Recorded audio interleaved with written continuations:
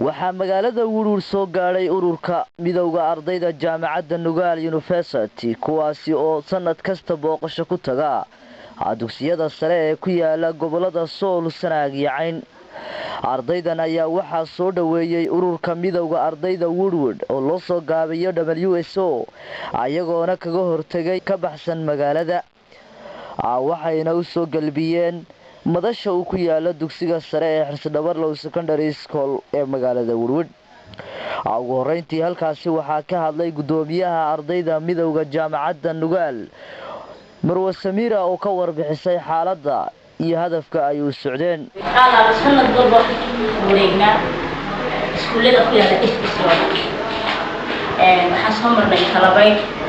inkana uu joogo dadkaasna buugaag geena xawshayna xog ardayda xogta waxa ka daahan jiray tartamaad la sameeyo laakiin hadda xog yar oo kala duwan bani u sheegna insha Allah marka waxaan doonayaa buugaagteena naga guudoontid ardaydana iyo saaran wax kasto iskuulku leeyahay korba u qaadi doonaa intii karaanka ayagana message ka gudbi doonaa insha Allah scholarship dayna bataan scholarship waxa la siiyaa marka qofku ay haysto waxaan jecelahay waxa uu baraarujinaa ardayda wala inaga leeyahay marka la dhaho iskuulkuna ay ma haystaa taasoo grade oo ay la haystaa marka 20 uu helaa 20 scholarship wala siiyaa hay'ad way siiyeen khasab waxaan jecelahay in member looga daro iskuulka Woodward Xirsadhabarlow wixii sayraaday ka insha Allah in la dadaalna saano la dadaashayno soo dhaweyseen kulay qof walba waxba kala kulmanaa meel walba tagno socdaal baan qiimeyn baa wadnaa kale waa qiimeyntii noogu weyneed aan ku aragnaa halkan si farxad loo kaliya laaba soo dhaweynaa insha Allah wixii dhiman oo ila qaban doonaa dhanka kale waxaa iyaguna halkaasi ka hadlay maamulayaasha dugsiyada sare iyo dhexe ee magaaladaasi oo iyaguna dhamaantood u mahad celiyay ardaydan iyadu markaasi oo ah kuwa buugaag waxbarasho u waday ardayda dugsiyada sare. Asanahay maadakiina noo timaadeen waanu soo dhaweynaa boqol iskuulka hadaan informationkiisa ay siiyo hadoo afarka galas ilaa form 1 ilaa form 4 waxaana gacanta ku haystaa waa deegaanka iyo jaaliyadda deegaankan jaaliyadiisa iyo deegaanka waxa way gacanta ku haya kala baahiyo badan oo iska jiraan oo xagga ama macallimiinta ahaato ama xagga ahaato syllabuska ama xagga dhismaha ahaato baahiyo badan uu leeyahay inkastoo nagu qolalku ku filan yihiin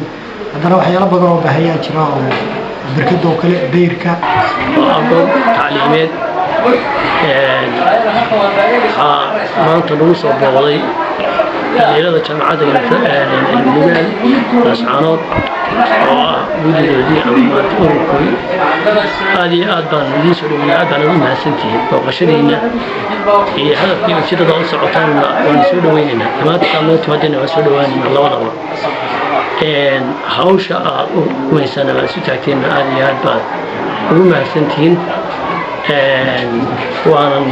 aad iyo aad waan ku soo dhaweynaa waan ku taageerinaa ardayda ayaa iyagu markaasi booqasho u galay galaas iyagoona markaasi dhiirigelin siiyay dhammaanba ardayda reer Woodward iyo maamulkeeda aad baan ugu mahad celinayaa soo dhaweyn kaliya laabaan ka helnaa banaanka la kaga hor yimaado aad baan ugu faraxsanahay intaas waxaan rajaynayaa safkayga inta hadhay in Ilaahay sida reer Woodward oo kale dadka nooga dhigo aaminteena dii raacsan ma rajaynayaa markaan inta ka soo noqdo horta aad baan ugu mahad celinayaa khaasatan ardayda sida wajigeena farxad leh noogu soo dhaweyseen kale fariintan wadnay badankeedii weydin gaadhay muhiimaddu waxay tahay inaynu ka wada shaqeyno danta gobolladeena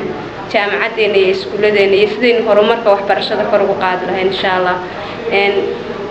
bahda waxbarashada hadaynu nahay kulay waxaynu nahay team isku xiran ama laan isku xiran oo aan kala maarin jaamacadda resource-keeda ama meesha isheedu ay wax ka soo galayeen kulay waa secretary-da ama iskuulaadka